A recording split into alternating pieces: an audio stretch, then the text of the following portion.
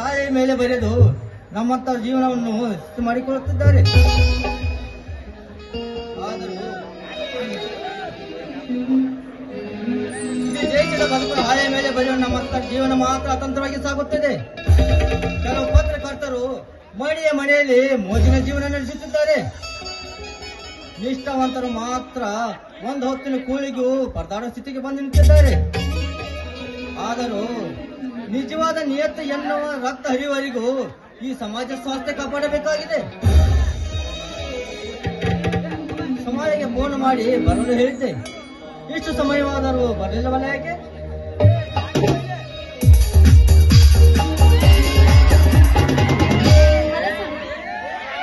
ಬಾಸಮ್ಮ, ಚೆನ್ನಾಗಿದ್ದೆ ತಾನೆ?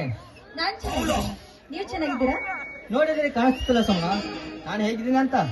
ಇರಲಿ, ನಾನು ಉಳಿದುಕೊಳ್ಳಲು ವ್ಯವಸ್ಥೆ ಮಾಡಿರುತ್ತಾನೆ. ನೋಡಿ, ನಿಮ್ಗೆ ನಾನು ಮನಸ್ಸು ಕೊಟ್ಟಿದ್ದೇನೆ ಅಂದ ಮೇಲೆ ನಿಮ್ಗೆ ಉಳಿದುಕೊಳ್ಳೋದಕ್ಕೆ ಮನೆ ಕೊಡುವುದಿಲ್ಲವೇನು? ಇದು ನನ್ನೂರು, ನಮ್ಮ ಮನೆಯಲ್ಲಿ ನೀವು ಇರೋರಂತೆ. ಬೇಡ ಸಮ್ಮ, ಈ ಹಳ್ಳಿಗಳಲ್ಲಿ ಗಂಡು ಹೆಣ್ಣುಗಳ ಬಗ್ಗೆ ಜನ ಬೇಗನೆ ಅಪಾರ್ಥ ಮಾಡಿಕೊಳ್ಳುತ್ತಾರೆ. ಈ ಪಟ್ಟಣದಲ್ಲಿನ ಪ್ರೀತಿ ಈ ಆಧಾರದ ಪಟ್ಟ ಪಡೆಯಬಾರದು.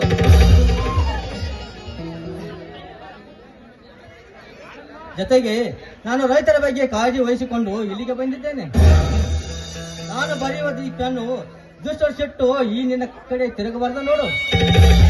ಅಲ್ಲ ರೀ, ಈ ಸಮಾಜದ ಬಗ್ಗೆ ಇಷ್ಟೊಂದು ಕಾಳಜಿ ತೋರಿಸ್ತಾ ಇದ್ರಲ್ಲ, ಈ ಕೆಲಸ ಬಿಟ್ಟು ಬೇರೆ ಉದ್ಯೋಗ ನೋಡಬಾರ್ದು. ನೀನು ಅಷ್ಟೇ ಸಮ, ಈ ಹಳ್ಳಿಯನ್ನು ಬಿಟ್ಟು ನನ್ನ ಜೊತೆ ಪಟ್ಟಣದಲ್ಲಿ ಇರಬಹುದಲ್ಲ. ನೋಡಿ, ನನ್ನ ಹೆತ್ತವ್ರಿಗೆ ನನ್ನನ್ನು ಬಿಟ್ಟು ಬೇರೆ ಯಾರು ಇಲ್ಲ. ಅದು ಅಲ್ಲದೆ ನನ್ನ ಊರಲ್ಲಿ ಇದ್ದು ನಾನು ಹೆಸರು ಮಾಡ್ಬೇಕು. ಅಷ್ಟೇ ಅಲ್ಲ, ಆ ಜಯರಾಜ್ ನನ್ನ ತಂದೆ ತಾಯಿನೇ ಕೊಂದಿದ್ದಾನೆ ಅಂದ ಮೇಲೆ ಅವನನ್ನು ಕೊಲೆ ಮಾಡುವವರೆಗೂ ನನ್ನ ಮನಸ್ಸಿಗೆ ನೆಮ್ಮದಿ ಇಲ್ಲ. ನಾನು ಅಷ್ಟೇ ಸಮ, ನನ್ನ ಎಲ್ಲರನ್ನು ಕಳೆದುಕೊಂಡು ಈ ನಮ್ಮ ಪ್ರೀತಿಯನ್ನು ಮಾತ್ರ ಉಳಿಸಿಕೊಂಡಿರುವೆ. ಆಯ್ತು ಬಿಡಿ, ನಿಮ್ಮೊಂದಿಗೆ ನಾನು ಅದಕ್ಕೆ ಹೇಳಿದ್ದಲ್ಲ, ಅದು ನನ್ನ ತಪ್ಪು. ಬನ್ನಿ, ನಮ್ಮ ಮನೆಯಲ್ಲಿ ಉಳಿದುಕೊಳ್ಳುವಂತೆ. ನೀನು ಸುಮ, ಒಂದು ವರ್ಷದ ನಂತರ ಮುಖಾಮುಖಿಯಾಗಿ ಭೇಟಿಯಾಗಿದ್ದೇವೆ. ಅಲ್ಲಿ ನೋಡು ಸುಮ, ತಂಪಾದ ತಂಗಾಳಿಯಲ್ಲಿ ಆ ಬನಸರಿಯು ಹಚ್ಚ ಹಸಿರಿನ ಶೃಂಗಾರಗೊಂಡು ಶೋಭಿಸುತ್ತಿದ್ದಾಳೆ. ಟೊಂಗಿಯಿಂದ ಟೊಂಗಿ ಹಾರಾಡುವ ಗಿಳಿಕೋಗಿಲಿಗಳು ಒಂದಾನೊಂದು ಮುತ್ತುಗತ್ತ ಸೊಗಸಾಗುತ್ತದೆ. ನನ್ನಲ್ಲಿ ನಾಳೆ ಕಾಲೆ ಕಳೆದು ಒಂದು ಸೊಗಸಿನ ಗಳಿಗೆ ನಮ್ದು. ಈಗ ನನಗೆ ಅರ್ಥವಾಯ್ತು, ನಿಮ್ಮೊಂದಿಗೆ ಒಂದು ಪ್ರೇಮ ಗೀತೆ ಹಾಡು ಅಂತ ಹೇಳ್ತಾ ಇದ್ರ ತಾಯಿ. ಆಯ್ತು, ನಾನು ನಿಮ್ಗೆ ಮನಸ್ಸು ಕೊಟ್ಟಿದ್ದೇನೆ, ನಿಮ್ಮೊಂದಿಗೆ ಹಾಡಿಕೊಂಡಿದ್ದೇನೆ. ಒಳ್ಳೆಯಾಗಿ ಹರಿದು ಬರಲಿ ಈ ನಿನ್ನ ತಪ್ಪಿಸೋಣ ಸಮುದ್ರ ಗಾನ.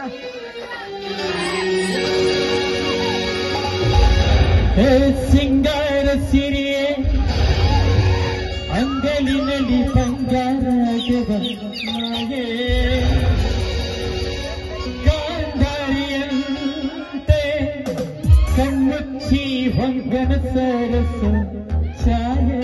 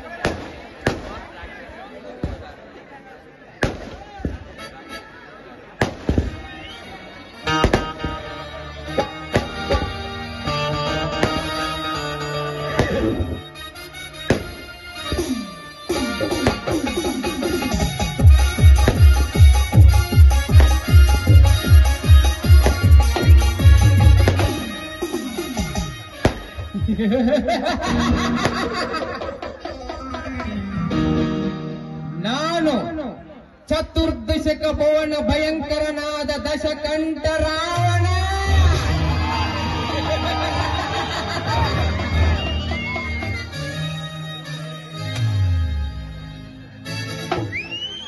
ಒಂದು ಯುದ್ಧದಲ್ಲಿ ಕರ್ಮ ಧರ್ಮ ಮತ್ತು ಯುದ್ಧದಲ್ಲಿ ಕೊನೆ ಗೆಲ್ಲೋದು ಧರ್ಮನೇ. ಆದರೆ ಕೊನೆಯ ಪ್ರವೇಶ ತನಕ ಧರ್ಮದ ನೆತ್ತಿ ಮೇಲೆ ಕಾಲಿಟ್ಟು ಅಟ್ಟಹಾಸ ಮಾಡಿ ಮೆರೆಯೋದು ಈ ದೇವದಾಸನ ಕರ್ಮನ.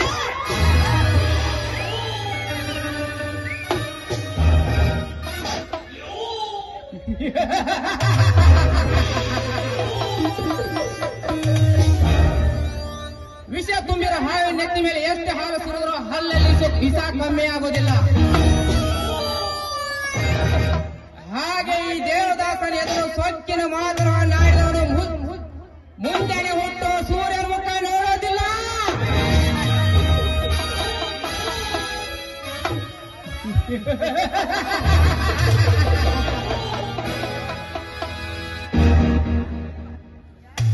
ಒಬ್ಬನ ಮೈ ಮುಟ್ಟಬೇಕಾದ್ರೆ ಅವನ್ ಯಾರು, ಯಾವ ಮನೆತನದವನು ಅಂತ ವಿಚಾರ ಮಾಡ್ಬೇಕು.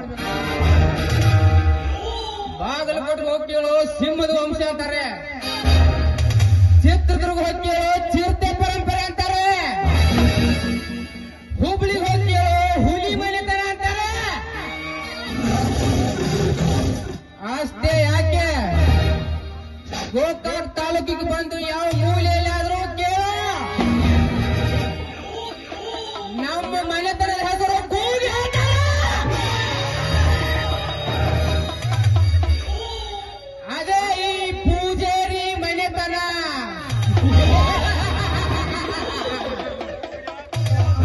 ಆ ಮನೆತನದಲ್ಲಿ ಗಂಡುಗಲಿ ಹುಟ್ಟಿದೆ ಈ ಸುಂದರ ನಾಡಿನ ಕಿಂಗ್ ಸಾರ್ತೆ.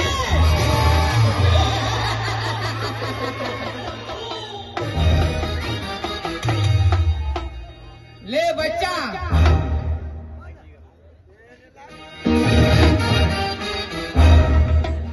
ಕಚ್ಚ ಹುತ್ತನೇ ಅಟ್ಟಾಡ್ಸ್ಕೊಂಡು ಕೊಂಚ ಹಾಕೊಂಡು ನಾನು ಪಕ್ಕದಲ್ಲೇ ಕುತ್ಕೊಂಡು ಮೇವನು ಬೆಕ್ಕು ನೀನು. ಜಯನಗರ ನಂದು, ಶಿವಾಜಿನಗರ ನಿಂದು ಅಂತ ಬಾರ್ಡ್ ಹಾಕೊಂಡ್ ಬಾಳೋ ನಾಯಿ ನೀನು. ಎನಿ ಏರಿಯಾ ಎನಿ ಸ್ಟೇಟ್ 24 ಆಟ ಆಡ್ಸೋ ಗೋಳಿ ಇವನು.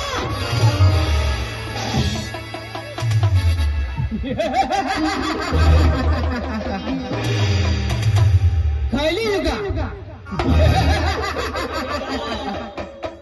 ಈ ಕಲಿಯುಗದ ಕಾರುಗಿಲಿ ಎಂಬ ಕಾಲ ಸಂತೆಯಲ್ಲಿ ದುಡ್ಡಿದ್ದವನಿಗೆ ದೊಡ್ಡ ಸ್ಥಾನ. ದುಡ್ಡಿಗಾಗಿ ಕೈ ಚಾಚುವ ದಡ್ಡನಿಗೆ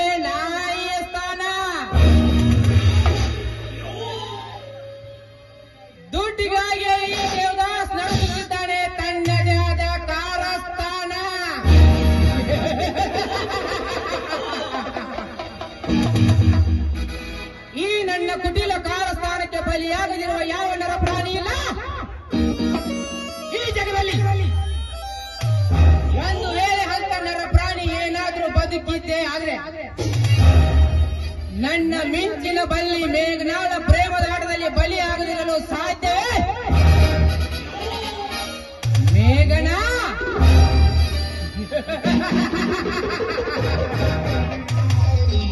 ಹಗಲಿರು ನನ್ನ ನೆನಪಿನ ಅಂಗಳದಲ್ಲಿ ಬೆಳ್ಳಿ ಚುಕ್ಕಿಯಂತೆ ಮಿಂಚಿ ನನ್ನ ಮನ ತನಸುವ ಮೇಘನ ನಿನ್ನಿಂದಲೇ ಇಂದು ಈ ದೇವದಾಸ್ ರಾಜಕೀಯ ಮಟ್ಟದಲ್ಲಿ ದೊಡ್ಡ ಜಾದೂಗಾರನಾಗಿದ್ದಾನೆ. ಮಂತ್ರಿ ಮಹೋದಯರು ಇವನ ಮಾತಿಗೆ ತಲೆ ತೂಗುತ್ತಿದ್ದಾರೆ. ನೀನಿರುವವರೆಗೆ ಈ ದಾಸನಿಗೆ ಸೋಲೆಂಬುವುದೇ ಇಲ್ಲ. ಆ ಸೋಲನ್ನೇ ಮೆಟ್ಟಿ ತುಳಿದು ಹೊರಟಿವೆ ಆ ಜಯರಾಜನೆಂಬ ಕುಬೇರನ ಕೋಟೆಗೆ. ಆ ಕುಬೇರನ ಕೋಟೆಯನ್ನು ದೋಚಿಕೊಂಡು ಹೊರಬರವೇ ಅಲ್ಲಿಂದ. ಅಲ್ಲಿಯವರೆಗೂ ನಿರ್ಭಯವಾಗಿ ಸಾಗಲಿದೆ ಈ ಕುತಂತ್ರ ದಾಸನ ದರ್ಬಾರ.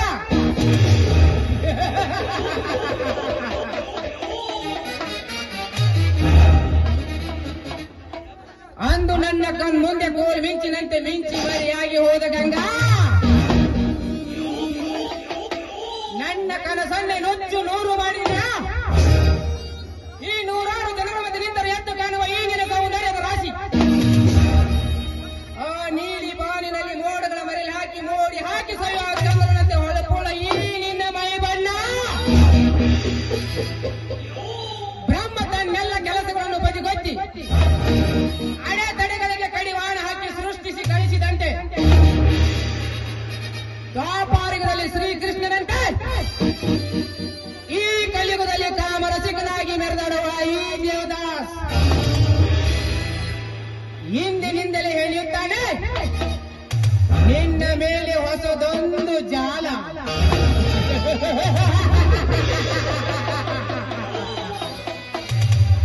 ಆ ಜಾಲಕ್ಕೆ ನೀನೇ ಮೂಲ.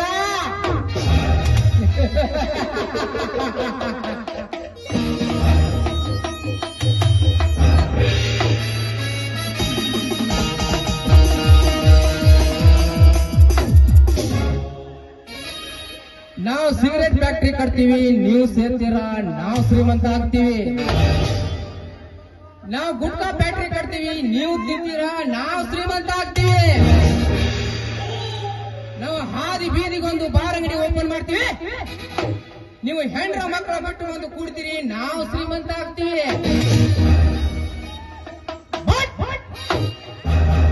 ರೈತ ಬೆಳೆದರು ಅಣ್ಣನ ಇಡೀ ಜಗತ್ತೇ ತಿಂದ್ರು, ರೈತ ಶ್ರೀಮಂತ ಆಗ್ತಾ ಇಲ್ಲ. ಯಾಕೆ? ಇದನ್ನು ನೀವು ಯಾರಾದ್ರೂ ವಿಚಾರ ಮಾಡಿದ್ದೀರಾ? ಮಾಡಂಗಿಲ್ಲ. ಮಾಡಕ್ ನಮ್ಮಂತ ಬಿಡಂಗಿಲ್ಲ, ಬಿಡಕ್ ಚಾನ್ಸ್ ಇಲ್ಲ.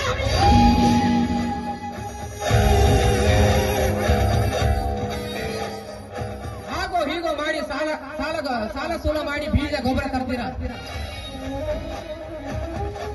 ಸರಿಯಾದ ಟೈಮಿಗೆ ಮಳೆ ಇಲ್ಲ, ಕರೆಕ್ಟ್ ಟೈಮಿಗೆ ಕರೆಂಟ್ ಇಲ್ಲ. ರೈತ ಬೆಳೆದಿರೋ ಬೆಳೆಗೆ ಬೆಂಬಲ ಬೆಲೆ ಕೂಡ ಇಲ್ಲ. ಹಾಗೆ ಏನಾದ್ರೂ ಮಾಡಿ ಸ್ಟ್ರೈಕು ಇದು ಅದು ಇದು ಅಂತ ರೋಡ್ ಇಳಿದ್ರೆ ನಿಮ್ಮನ್ನು ಯಾವ್ದಾದ್ರು ಕೇಸಲ್ಲಿ ಹಾಕಿ 5 ವರ್ಷ ಒಳಗೆ ಹಾಕಿ ಗುಂಪಸ್ಕೊಂಡ್ರೋದು.